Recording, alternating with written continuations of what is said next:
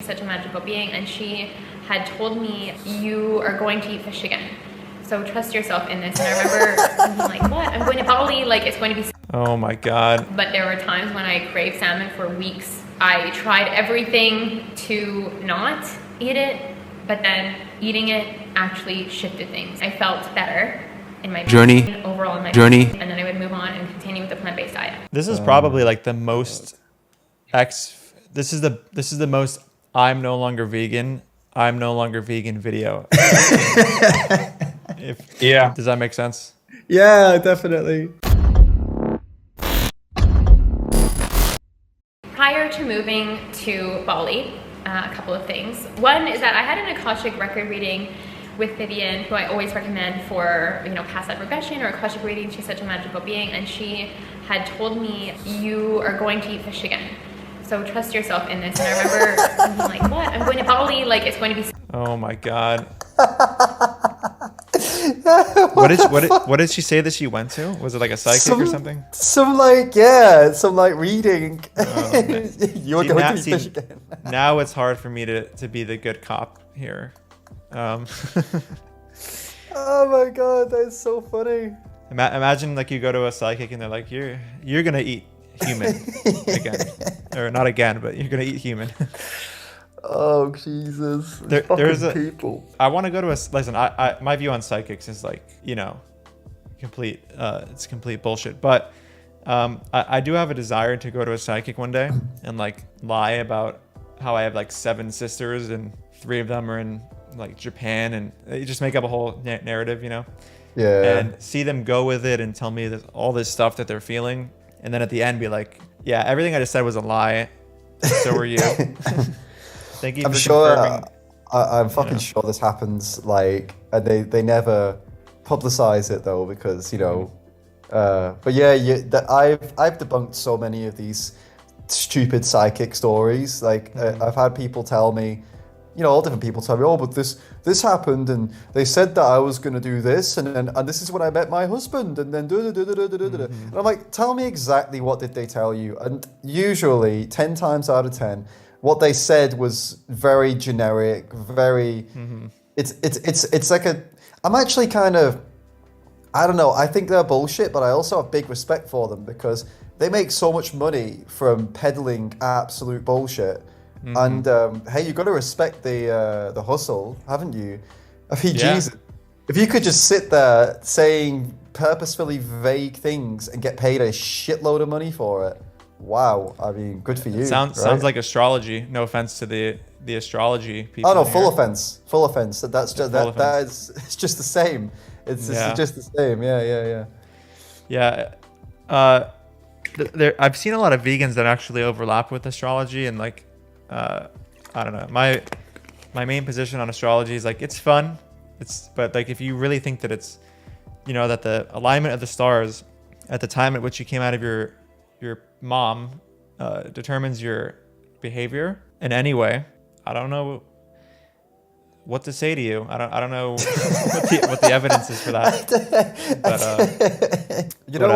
I had a guy, I think he's going to come on for a debate at some point, but we can get into this as well. But when people, in her case, it's spirituality, but it's not a million miles away from when people are like dogmatically religious and try to talk to somebody and reason with somebody like that.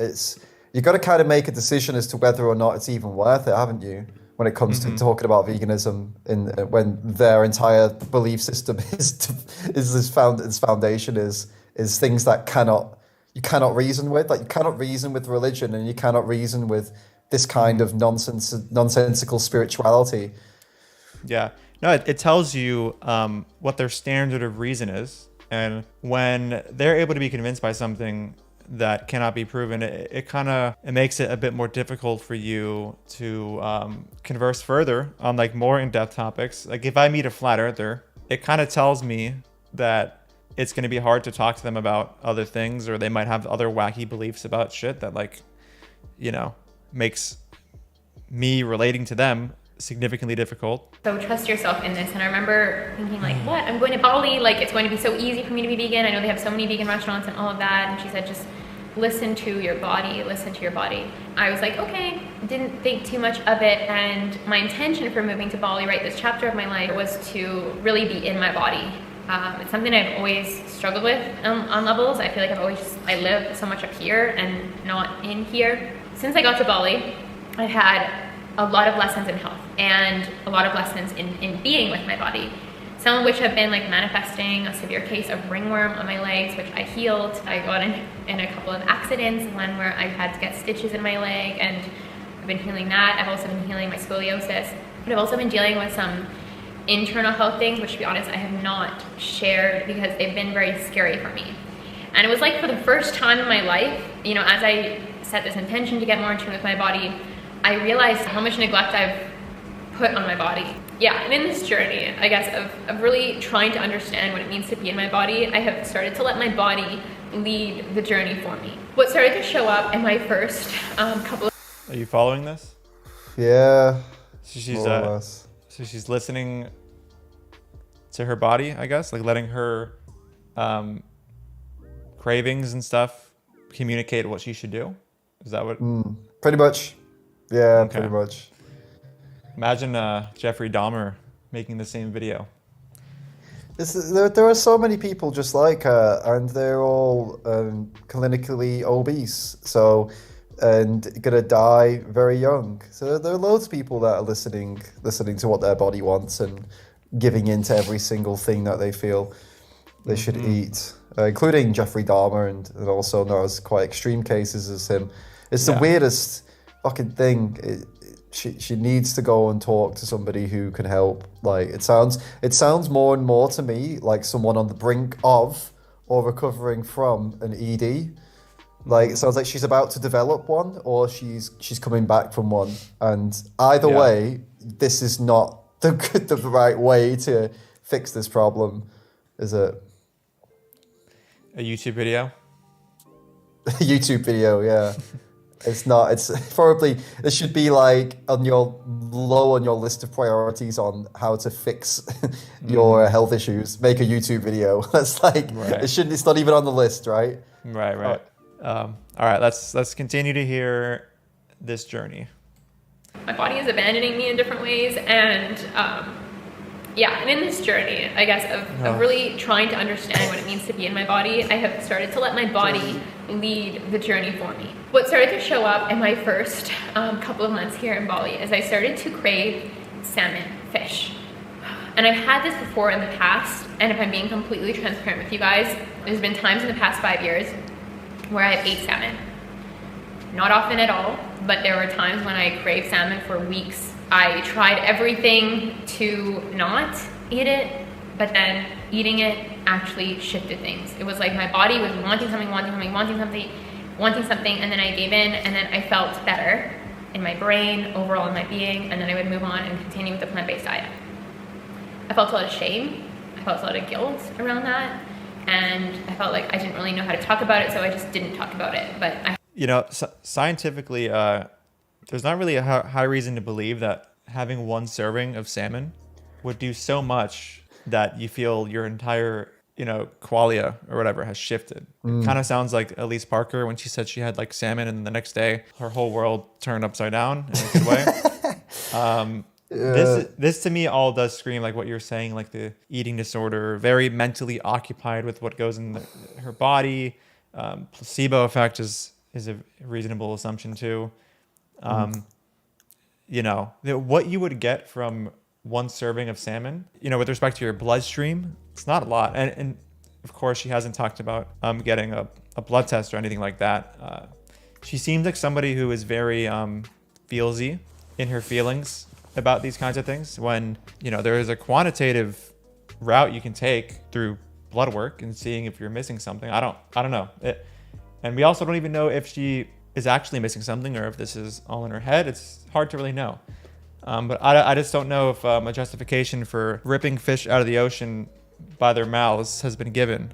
Yeah, it's with someone like her who's clearly like super, like I said, hyper privileged. She's hyper privileged. She's in that position. Salmon was probably a big comfort food for her, like having it with like, I don't know, avocado, salmon, on toast and things like that. Like this is probably the egg and salmon thing, you know. This is probably a big thing for her that she used to have a lot, and now she doesn't eat that anymore, and she feels bad. So what does she want? She wants the things that she used to really, really like that make her feel comfortable.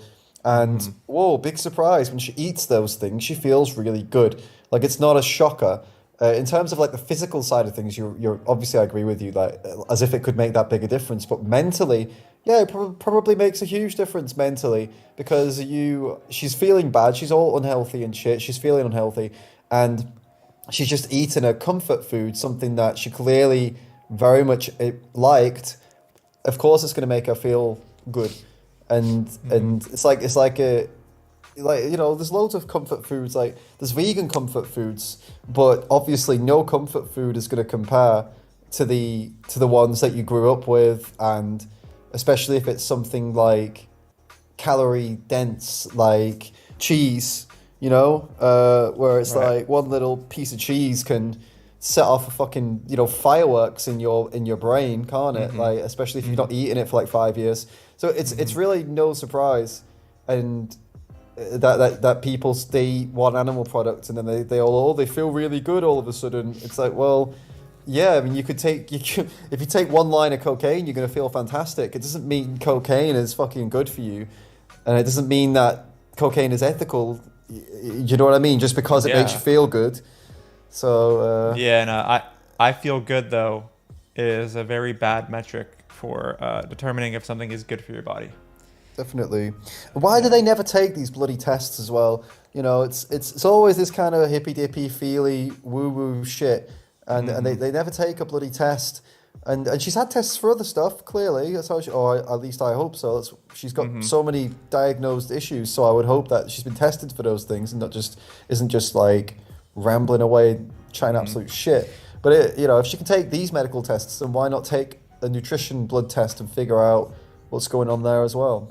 Yeah, you know, if you were to, I don't know if she's doing this, but if you were to like solely go off of your qualitative states and your feelings in determining what you should put in your body, I find that like, not through personal experience, but I find that drugs would be something that it'd almost be like the perfect thing for that, because you take the drug, you feel good, and then over time you experience withdrawal, you listen to your body, you take the drug again, and now you're just a drug addict. Like, it's like, there's a reason why only focusing on how you feel in the moment is not a good idea, but this just sounds obvious. I don't know.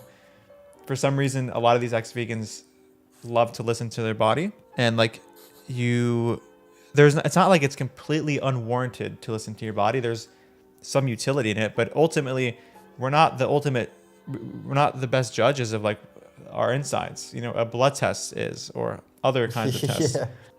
Your feelings become invalid the second you try to explain something biological by how you feel, or scientific. You're trying to explain science with feelings. No, sorry, invalid. Here is an example where your feelings are not valid.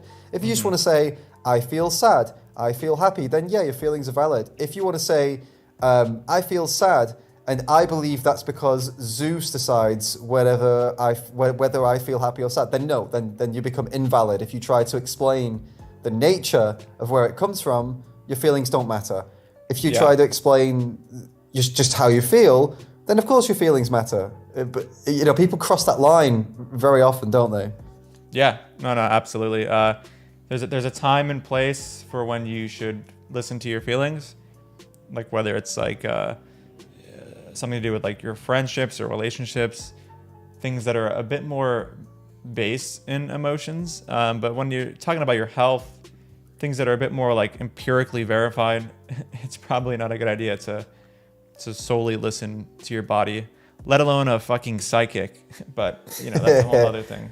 I harbored a lot of these feelings around eating salmon. And upon moving to Bali, right, completely different climate, something that I've just like never been used to, I had this craving of salmon show up again. I tried everything, you know, I fasted to reset my body. Oh my God. Went to these like fancy vegan restaurants and ate like. I was craving something, so I fasted. You know what I mean? And my intention in sharing this was just to give any of you out there permission to listen to your bodies in different ways, to allow that internal compass to guide you, and whatever you might be navigating in your life, whether it's health related or not, just trust yourself and allow your body to teach you things. Okay. This is probably like the most this is the most I'm no longer vegan video. Yeah. Does that make sense? Yeah, definitely. Dude, even vegans don't get your weird, stupid wannabe sense of irony here. Who's your audience? Nobody gets these dumb jokes. Dude, even vegans don't get your weird, stupid